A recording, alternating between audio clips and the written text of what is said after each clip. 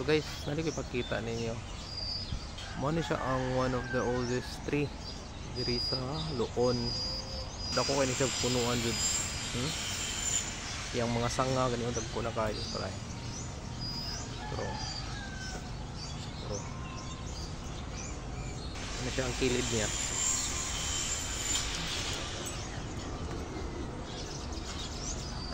Untag ko kayo.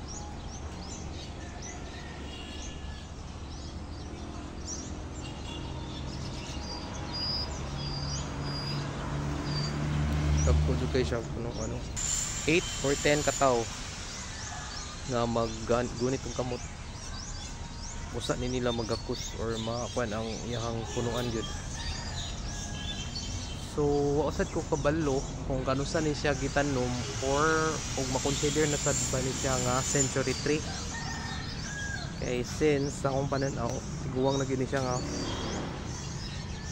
kahoy.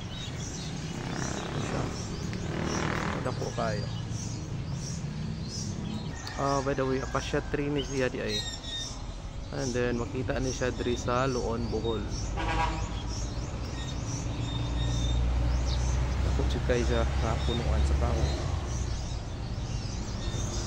Sige guys, thank you guys for watching.